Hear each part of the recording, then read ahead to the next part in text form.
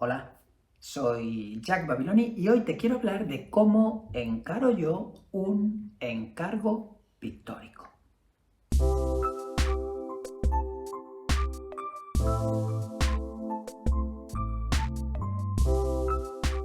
Antes de entrar en materia te diré que este vídeo lo he preconcebido para explicarte el proceso de creación de este cuadro, pero el proceso total de esto, de su creación, lo puedes observar en este vídeo en el que me verás pintándolo de principio a fin, evidentemente en su modalidad resumida o sintetizada, con sus correspondientes transiciones y elipsis. Pero durante media hora verás el trabajo que yo deposité sobre él durante horas.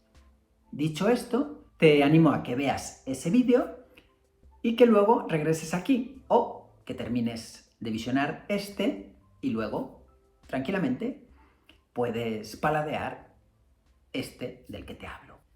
Lo primero que tengo en cuenta es que no debo pintar a contranatura, a contrapelo, a contraestilo.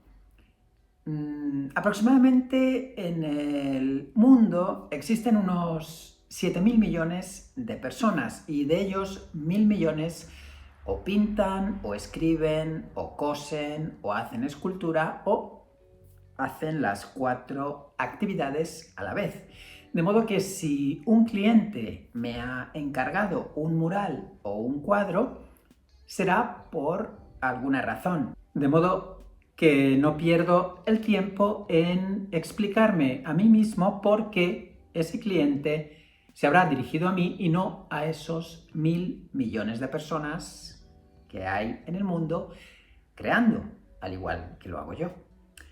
En segundo lugar, tanto en entrevista personal como, si no es posible, en entrevista a través de correo electrónico o de chat o de videoconferencia, lo que intento es que el cliente me diga que no puedo pintar, no que sí, que también, pero eso es más sencillo dilucidarlo, sino que no puedo pintar.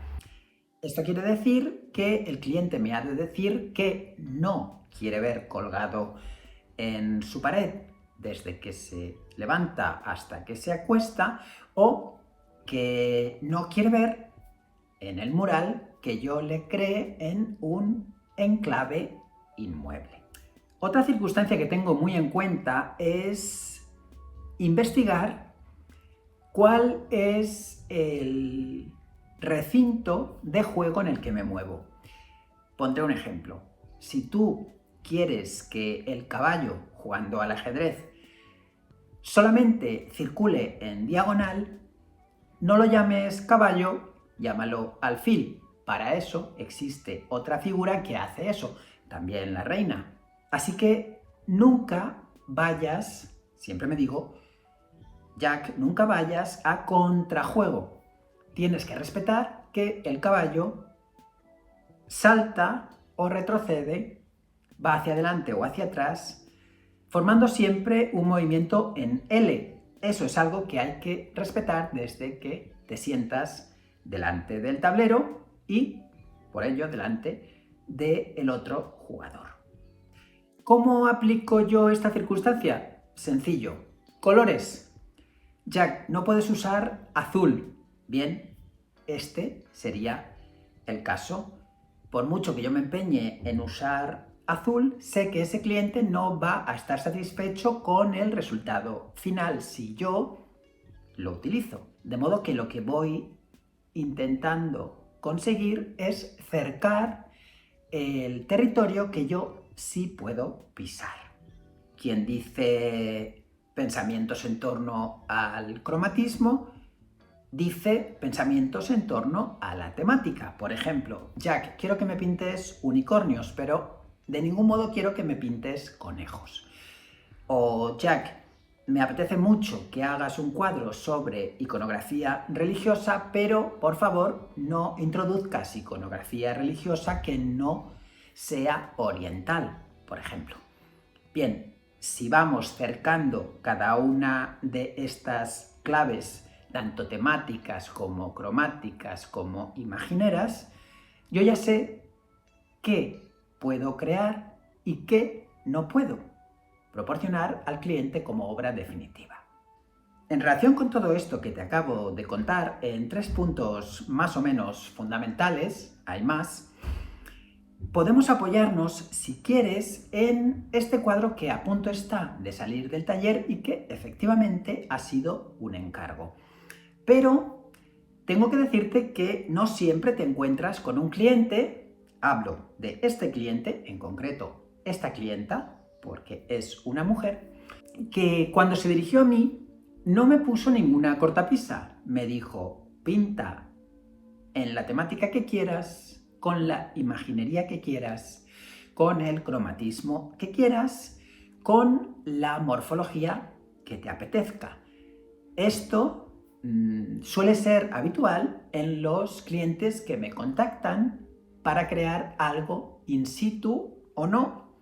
En este caso es un bien mueble, es un cuadro, pero también hago lo mismo con los murales. Esto es razonable, no sé qué piensas tú, sería, digo, muy arriesgado que si yo intervengo un muro, si creo un mural, estuviera actuando a contraestilo de lo que el cliente desea. Y en este caso, el hecho se acentúa porque el bien quedará inmueble. Será difícil de eliminar a no ser que piquemos sobre el muro que yo he intervenido. Bien, me detengo en esta obra. Esta obra se titula Don't Die Before Your Death. No mueras antes de tu muerte. Y pese a que el título puede hacer que uno se detenga demasiado en el concepto de muerte, para mí, el cuadro, de nuevo, te pido a ti que me lo comentes, si así lo estimas oportuno en comentarios. Para mí, digo, este cuadro es una celebración de la vida. No aceleres el hecho de pensar de más el acontecimiento más importante que se va a producir en la vida de un ser humano, específicamente al final, y es su desaparición, su cesura. El hecho de que si algo tenemos claro en esta vida los seres humanos es que desapareceremos. Y es precisamente ese conocimiento el que nos aleja de otros mamíferos incluso superiores, de otros animales no humanos. El hecho de que somos conscientes de que desapareceremos. De momento, los científicos no se han puesto de acuerdo en el hecho de confirmarnos si hay otro mamífero superior que piense así. Pero en cualquier caso, ellos trabajan con la hipótesis de que no. El ser humano es el único que parece conocer que desaparecerá pasados ciertos días, semanas, meses o años de su ingreso en el planeta. De modo que, teniendo todo esto en cuenta, que te digo, no es nada importante para pintar, te vuelvo a repetir una vez más, casi que lo hago en cada vídeo, acerca de estética, en todos mis vídeos de estética, te he comentado que el arte simplemente es una cuestión de morfología. No se trata tanto de explicar como de explicar de una determinada manera. Esto atañe tanto a la literatura como a las artes plásticas, como a las artes audiovisuales. El literato, el pintor, el escultor o el músico o el director de cine siempre piensan de la misma manera cuando se enfrentan a su creación, su obra de arte. El hecho de que habrán de elegir un patrón morfológico que les haga explicarse a quien va a recibir esa obra. Llámese lector, observador de un cuadro, visionador de una película o escuchante de una obra musical. De modo que ten esto en cuenta no solo a lo largo de este vídeo, sino a lo largo de cualquiera de los míos, tanto si yo hablo en ellos como si no. Todo lo que te muestro es un asunto formal. ¿Cómo he decidido yo crear o cómo he decidido yo proponer a la observación del prójimo todo lo que en mi cabeza era un concepto que ha aterrizado en algo concreto? Un pintor es simplemente una persona que tiene unos ciertos conceptos, aunque él mismo no sepa ni siquiera que los tiene, puede ser un acto inconsciente. Fíjate en el arte infantil, en el arte autodidacto, en el arte de los enfermos mentales. Ahí no hay una conciencia clara de lo que se está haciendo, pero sí hay una visión del mundo, aunque sea inconsciente. Y esta visión del mundo aterriza en lo que llamamos obra de arte: el cuadro, la novela, el poema, la sinfonía o la película de cine. Como te decía, esta clienta fue una clienta ideal. Estás viendo una de las conversaciones por WhatsApp en las que ella me insistía constantemente sobre el hecho de no achucharme, de no ponerme cortapisas y de no dirigirme o predirigirme en mi proceso creativo. En todo caso, deja que te haga un pequeño paréntesis. A mí me encanta que me cerquen el territorio. ¿Has tenido esta experiencia siguiente que te comento ahora? Recuerdo que cuando estaba en el colegio había algunas clases de lengua que se transformaban en clases de literatura práctica.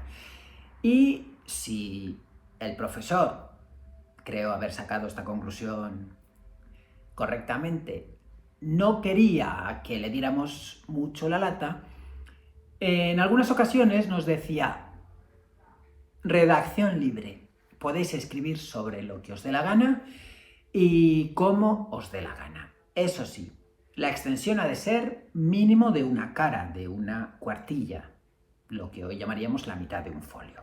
Vale, un A5. Estupendo. Cuando terminábamos esa redacción nos podíamos marchar. Bueno, había compañeros míos que se angustiaban muchísimo y es algo razonable. Vuelvo a este ejemplo.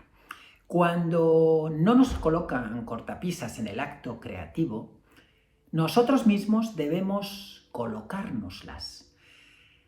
Porque si no, el hecho de pensar que hay demasiadas puertas abiertas es algo que nos puede llevar a la inacción más que a la acción.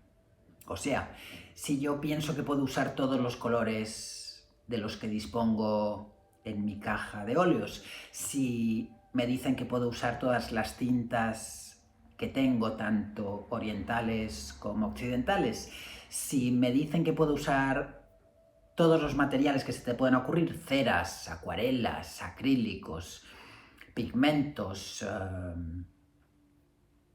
todos los mediums, todos los aglutinantes, todos los disolventes, y además de diferentes formas de aplicación: pintura en spray, pintura a brocha, pintura a pincel, pintura estarcida, aerógrafo. En fin, el panorama, como ves, se amplía en tal magnitud que no sabemos, lo habrás oído alguna vez o te habrá sucedido, no sabemos por dónde empezar. Si a esto unimos que podemos pintar elefantes o unicornios o zanahorias o conejos o dibujos animados o personajes de anime o retratos de personajes célebres, de literatos, de políticos, si podemos pintar los tres grandes temas de la pintura figurativa de todos los tiempos: bodegones, paisajes o retratos, si dentro de los paisajes podemos pintar una marina, una escena de horticultura o una escena de playa, Si dentro de los retratos podemos pintar seres gruesos o menos gruesos, más delgados, si pintamos mujeres u hombres o niños o ancianos, si además de esto son orientales, caucásicos, en fin, todo esto se convierte en un quilombo. Y no sé qué te parece a ti, pero a mí me ayuda mucho más saber, como te decía al principio de este vídeo, por dónde no puedo ir que por dónde sí. Eso no significa que el proceso, una vez comenzado, se facilite o se dificulte. No podemos estar seguros de esto. Bien, a partir de aquí te comento qué hago yo. En el caso de este cuadro, comencé por, siempre lo hago, imprimarlo yo mismo y, te digo más, incluso cortar este contrachapado a la medida de este bastidor que me encontré por la calle. Es un bastidor del siglo XIX al que yo le agregué este contrachapado. Todo eso lo ves en el vídeo que te comento. Después lo imprimí, o sea, lo preparé para que recibiera la pintura y luego, en la primera fase del cuadro, lo que hice fue pegar de forma aleatoria, sin preconcepción, dibujos descartados.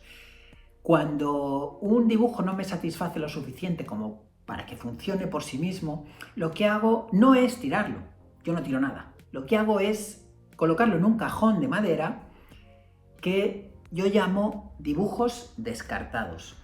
Pero en realidad podría cambiarle el título a ese cajón o la etiqueta, porque en realidad lo que hago con esos dibujos es saber que puedo guardarlos para utilizarlos después en casos como este. Bien, encolé unos cuantos de esos dibujos, a veces ni siquiera son dibujos, como en este caso, son caligrafías o trozos de estudio del japonés o caligrafías hechas con la mano izquierda, que es mi mano, digamos, no dotada, o escritos que uno hace colocándose el papel por detrás del cuerpo para así no tener tanta conciencia de lo que se está diciendo, sino de cómo sale, como dicen los niños, cómo me sale la letra, no qué letra elijo, sino cómo me sale esa letra. Esto explica por qué cada persona del mundo escribe de una determinada manera, aunque todos hayamos estudiado el mismo alfabeto. Estoy hablando de los idiomas alfabéticos, pero también te puedo hablar de los ideogramáticos.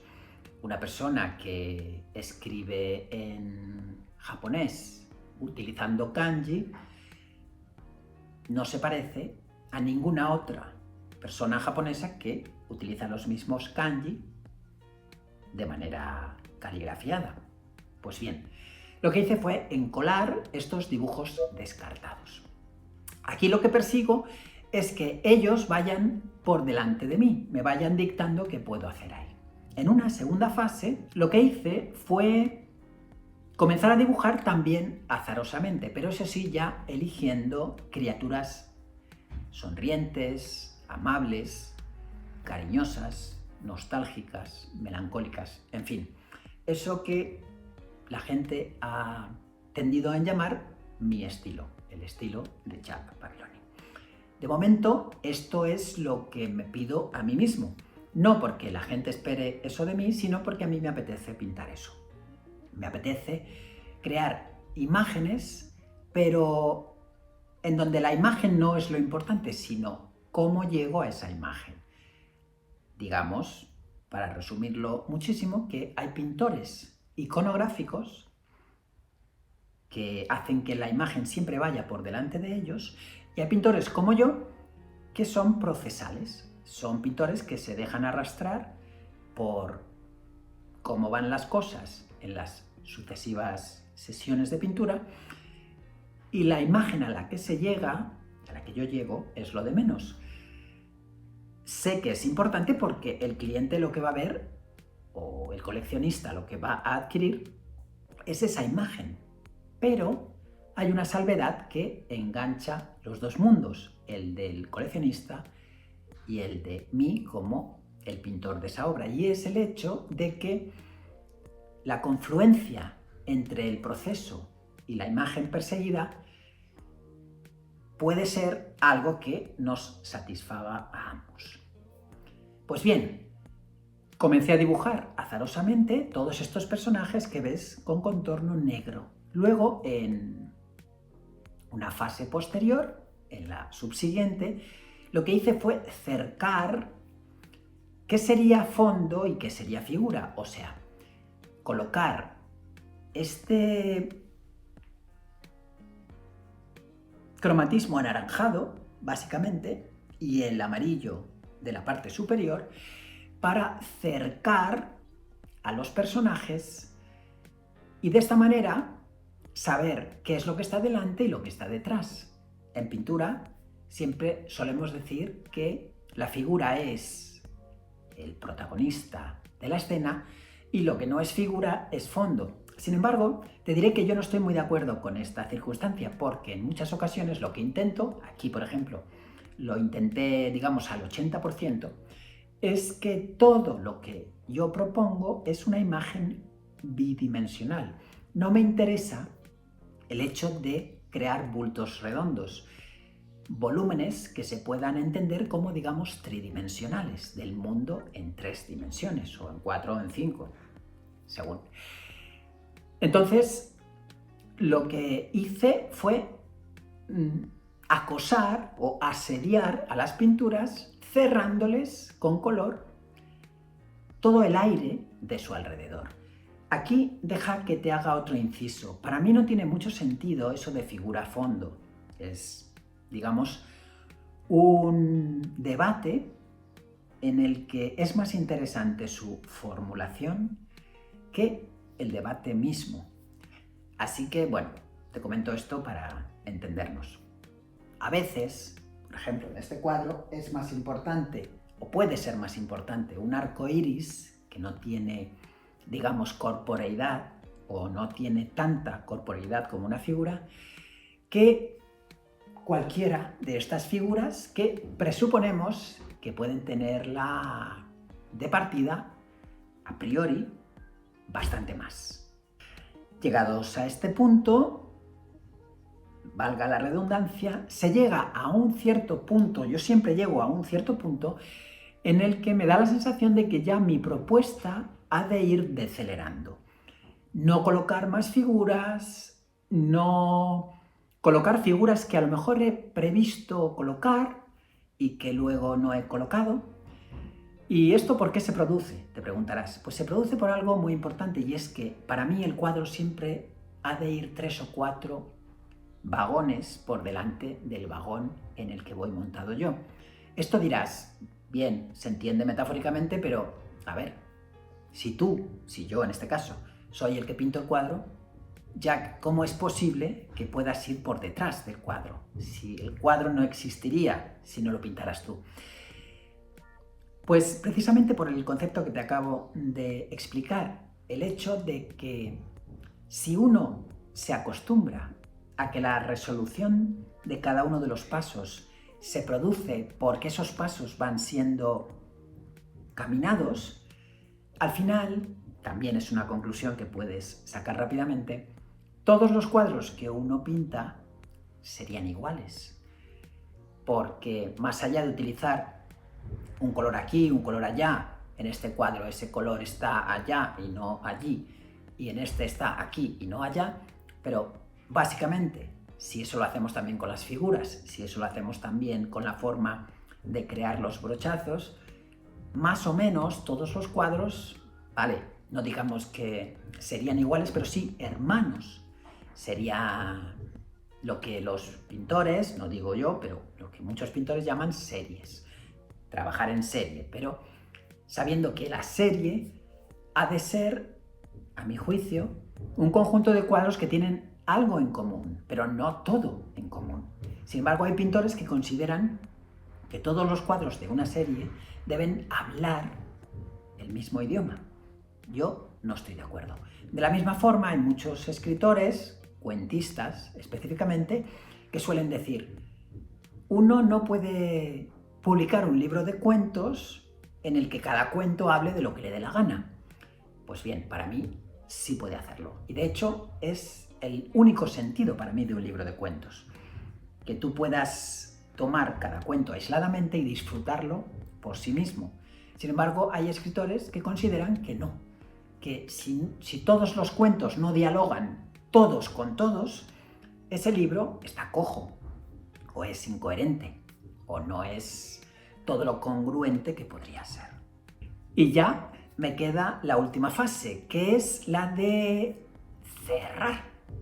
Exactamente, cuando se pinta un cuadro, cuando se crea una obra musical, cuando se crea una escultura, cuando se crea un guión cinematográfico y posteriormente una película, tenemos que saber que todo eso que hemos propuesto debe tener un cierre.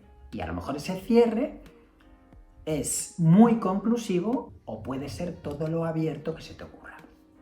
Pues bien, a mí me gusta que mis cuadros tengan final abierto, si podemos decirlo así. Que ni siquiera el observador sepa qué es eso, ni por qué esas figuras están donde están y cómo están, ni que específicamente ese cuadro tenga una línea de lectura concreta. Me gusta que cada persona que vea este cuadro sienta, perciba y con todos los vientos de cara se emocione por lo que considere que le atrae más de él. Si es la distribución cromática, me sirve. Si es la distribución de personajes, me sirve.